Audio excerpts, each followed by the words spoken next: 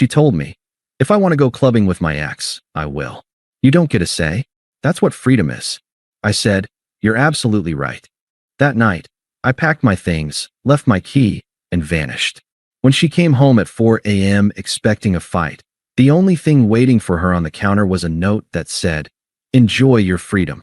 Hey viewers, before we move on to the video, please make sure to subscribe to the channel and hit the like button if you want to see more stories like this. Thanks. The garlic sizzled as it hit the olive oil, releasing a scent that instantly made the apartment feel like a home. Our home. I stirred the pan, the sun-dried tomatoes softening next to it. It was Qley's favorite, the pasta arrabbiata from that little Italian place we'd found on our third date. I'd spent an hour getting the sauce just right, a little extra chili flake for kick, the way she loved it. A bottle of Sauvignon Blanc, her preferred brand, sweated in a chiller on the counter. It was a Tuesday, but she'd had a rough day at work, and I wanted to surprise her. I checked my phone. 7:15 p.m. She was late, but that wasn't unusual. Traffic was a nightmare, or maybe her boss had dumped one last task on her desk. I hummed, setting the table for two, placing the napkins just so. I was looking forward to this. To us. The key scratched in the lock at 7:30. I turned from the stove, a smile ready on my face. Hey, you're late. I made dinner. The woman who walked in wasn't the tired, grateful girlfriend I'd pictured. This version of Qley was a thunderclap of energy. Her hair was freshly curled, falling in perfect waves. She wore a tight, black cocktail dress I'd never seen before, and her heels were already on, making her tower in the doorway. The scent of her expensive perfume hit me before her words did, drowning out the garlic. She barely glanced at me, her focus locked on her phone, thumbs flying across the screen. Oh, yeah, don't wait up. I'm going out. The smile froze on my face. Out? Where? We were supposed to have a quiet night. I made the arrabbiata. She finally looked up, but her eyes were distant, already somewhere else. Mark's in town. Some of the old crew are meeting up at Nexus. The name landed in my gut like a block of ice. Mark. Her ex. The human embodiment of a red sports car. Flashy, loud, and fundamentally unreliable. He had a trust fund and a smirk that suggested he found the whole world mildly amusing, especially people who had to work for a living. My world. Qley had a history with him that she'd always been vague about, a history that had left her a wreck when he'd finally ghosted her. A history I'd helped her pick up the pieces from. Mark, I said, my voice carefully neutral. I wiped my hands on a dish towel. Qley, going clubbing with your ex, that makes me uncomfortable. You know how he is. The way he looks at you. She let out a short, exasperated sigh, the one she reserved for when I was being particularly tedious. God, Alex, don't be so insecure. It's pathetic. A hot flush crept up my neck, but I kept my voice low. It's not about insecurity. It's about respect. For me. For this.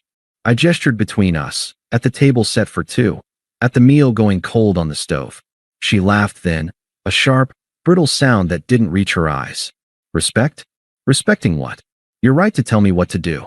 She took a step forward, planting her heels on the polished floor, her gaze challenging and cold. Listen to me clearly. I'm only going to say this once. The air in the room went still. The sizzle of the pan seemed to fade into a distant hum. If I want to go clubbing with my ex, I will. You don't get a say. That's what freedom is. The words hung in the air, absolute and unforgiving. They weren't spoken in heat.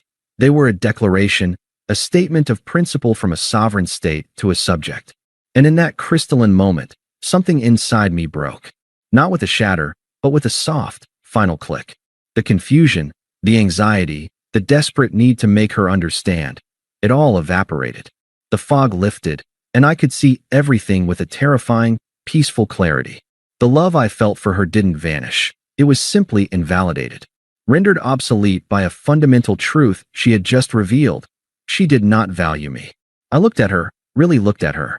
The perfect makeup, the dress bought for an occasion I wasn't part of, the utter conviction on her face that she was in the right. And I felt nothing but a vast, quiet acceptance. I nodded slowly. My face was a placid lake. You're absolutely right. My calm, my agreement, was a weapon she had no defense against. Her smug certainty faltered. A flicker of confusion crossed her features, followed by a flash of irritation. I hadn't followed the script. I was supposed to yell, to beg, to prove my insecurity. My serenity was an insult. She recovered quickly, masking her surprise with a dismissive scoff. Whatever. Don't wait up. She turned on her heel, the sound sharp and final, and walked out of our home, out of our life, without a backward glance. The door slammed shut, the vibration echoing through the silent apartment. I stood there for a full minute, just breathing. The scent of ruined pasta filled the air. I walked to the stove, turned off the burner, and placed the lid on the pan. It wasn't a gesture of anger. It was simple tidiness. The chapter was closed. There was no more us. I went to the hall closet and pulled out my large suitcase and a duffel bag. I worked with a methodical, detached efficiency. This wasn't a rage-fueled purge. It was a strategic withdrawal. I opened drawers, folding my clothes with care, selecting only what was mine, what I needed. I left the sweater she'd bought me for my birthday. I left the silly matching pajamas we'd worn last Christmas. Those belonged to the ghost of the man I was 5 minutes ago. I packed my laptop, my important documents from the fireproof box, the watch my grandfather had left me. I took the book I was reading from the nightstand. I was a surgeon, neatly excising myself from a terminal host. When the bags were full, I went to the small desk in the corner and took a single sheet of printer paper. I uncapped a pen. I didn't hesitate. I wrote 3 words in my clean, clear handwriting. Not a goodbye, not an accusation. A simple, factual statement that reflected her own philosophy back at her. Enjoy your freedom. I walked back to the kitchen counter. I placed the note upright, leaning it against the stem of the wine glass I had chilled for her. Then, I reached into my pocket and pulled out my keychain. With numb fingers, I worked the key to this apartment, her apartment now, off the ring. It made a soft, metallic clink as I set it down on the counter next to the note. I took one last look around. The set table, the cooling pan on the stove, the closed door of the bedroom we'd shared. There was no sadness, only the profound, weightless sensation of a burden being lifted from my shoulders. I picked up my bags, opened the door, and stepped out into the hallway. I closed it softly behind me, not a slam, just a click of finality. I didn't look back. The ghost was already gone. The first thing I did was drive to a 24-hour hotel on the other side of the city. It was a chain, clean and anonymous. The clerk didn't look up from his phone as he handed me the keycard. The room smelled of sterile air and bleach. I dropped my bags by the door, didn't even bother to unpack. I sat on the edge of the bed, the stiff floral bedspread scratchy under my hands, and waited for the feeling to hit me. I waited for the crushing grief, the rage, the seismic tremor of a 2-year life being demolished. It didn't come.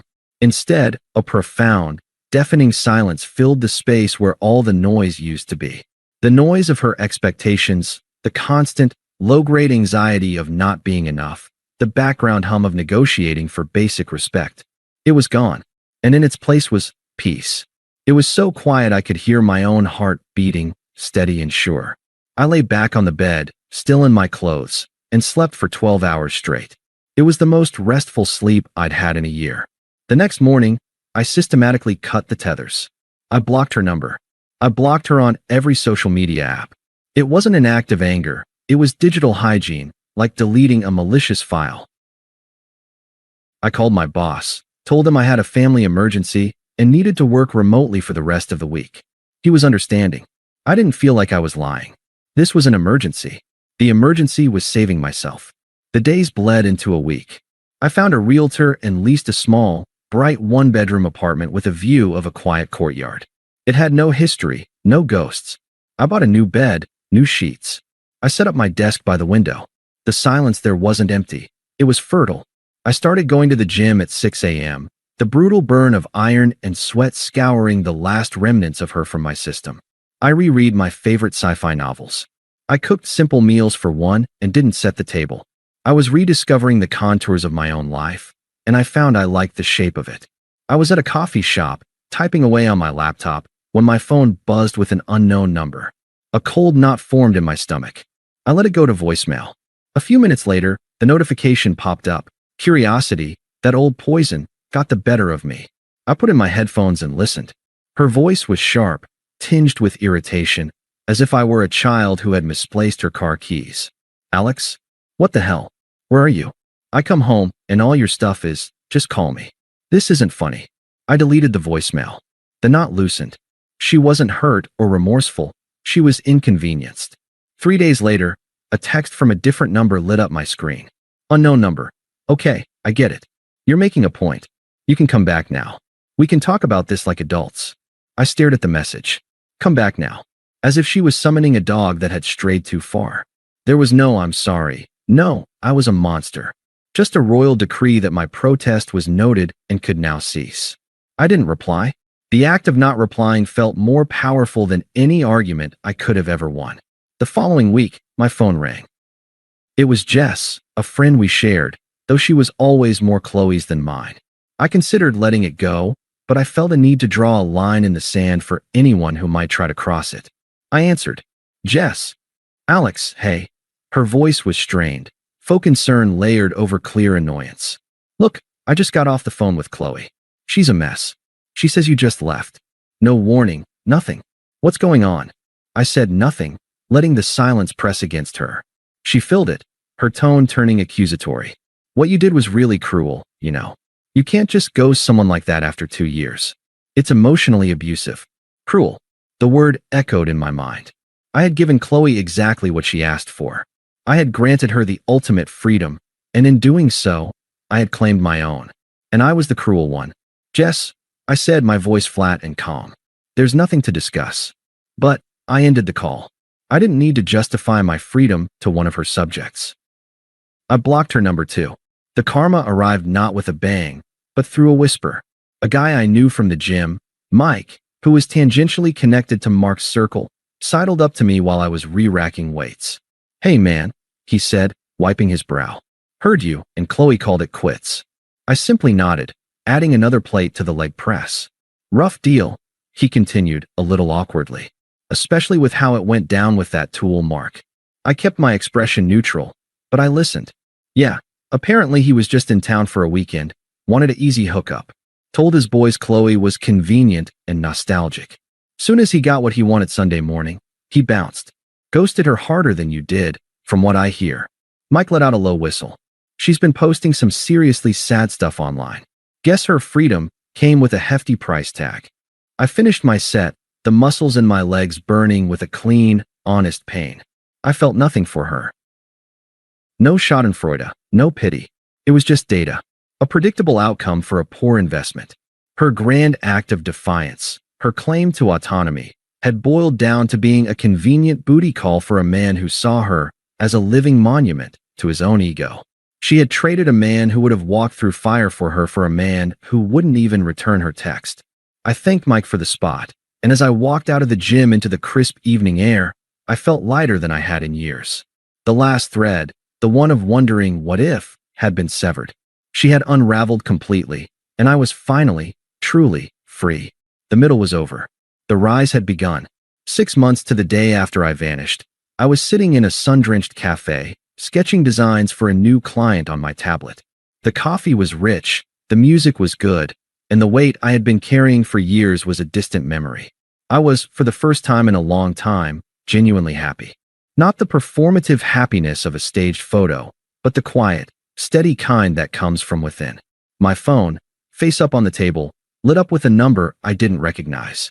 The area code was the same. A part of me, the part that had been conditioned by 2 years of chaos, tensed. But the new me, the one who had built a life on a foundation of peace, felt only a detached curiosity. I swiped to answer, my voice calm and neutral. Hello. There was a sharp intake of breath on the other end. Then, a trembling, fragile voice I hadn't heard since that night. Alex, oh my God, you answered. It was Qley. Her voice was a wreck, stripped of all its former arrogance. It was raw and small. Please, I need to see you. I was so stupid. Mark, he was nothing. You were everything. What I said, I didn't mean it. I took a slow sip of my coffee. The liquid was perfectly bitter, perfectly warm. I think you did, I said, my tone even, as if stating a simple fact of physics. No, the word was a desperate plea. I was testing you. Or I was scared. I don't know. Please, can we just meet? I'm at my apartment. It's so empty without you. Testing you. The words were like a key clicking in a lock, revealing the entire, manipulative mechanism. She had seen our relationship as a series of tests, and I had just failed the final one by refusing to play the game. "I'm busy, Qley," I said, my gaze drifting to the sketch on my tablet. A clean, elegant design for a future I was building for myself. "Busy? With what?" The fragility in her voice began to crack, revealing the steel of entitlement beneath. "This is more important than us. After everything, there is no us," I stated, the finality in my voice absolute. "There hasn't been for 6 months. The dam broke." The pleading vanished, replaced by the sputtering rage of someone who was being denied a script they believed was theirs by divine right. "So what, that's it?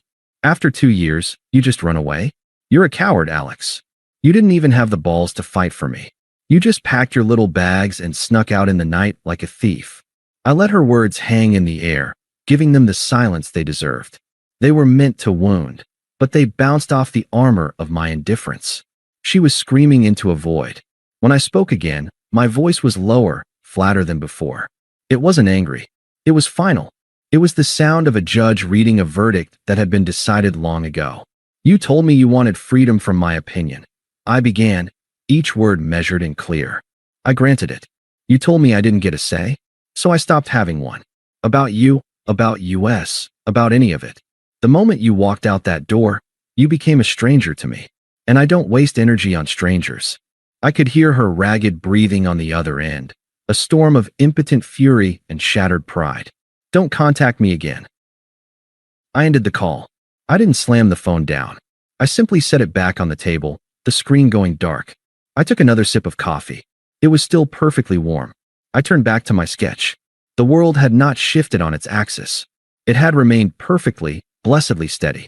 A week later, I was meeting Sarah for coffee. Sarah, who I'd met at a gallery opening a month prior. Sarah, who was sharp, kind, and whose eyes held a quiet confidence that had never needed to belittle anyone else. We were at the same cafe, laughing about a terrible movie we'd both seen, when the bell on the door chimed. Qley walked in. She looked diminished. The vibrant, clubbing dress was replaced with faded jeans and a sweatshirt. Her hair was pulled back in a messy ponytail. There were shadows under her eyes that makeup couldn't hide. She was alone. Her gaze swept the room and landed on me. For a split second, hope, raw and desperate, flared in her eyes. Then she saw Sarah. She saw the easy way we were leaning towards each other. She saw the genuine, unforced smile on my face, a smile she hadn't seen in years. She saw the way Sarah listened, her head tilted, her laughter soft and real. Our eyes met across the room. I held her gaze for less than a second. There was no recognition in mine, no anger, no smug victory. It was the same look I'd give a barista I'd never seen before, or someone who'd held the door open. A blank, polite, non-recognition. She was a background character in my life, an extra who had wandered onto the wrong set. I turned back to Sarah, seamlessly picking up our conversation where it had left off. So, as I was saying, the cinematography was the only good part. From the periphery of my vision, I saw Qley's face collapse. The hope shattered, replaced by a dawning, horrifying understanding. She wasn't the villain in my story anymore. She wasn't the one who got away. She was a footnote, an irrelevant detail from a previous chapter. I was so completely, utterly moved on that her presence was nothing more than a minor spatial anomaly. She stood there, frozen for a moment, the weight of her own irrelevance pressing down on her. Then, she turned and hurried back out the door, the bell chiming softly behind her. I didn't watch her go. I was already looking forward, my focus entirely on the woman in front of me, on the design on my tablet, on the life I had built, a life where the only freedom that mattered was my own. Thanks for watching. Make sure to subscribe to the channel and hit the like button. What do you think about this story? Share it in the comments.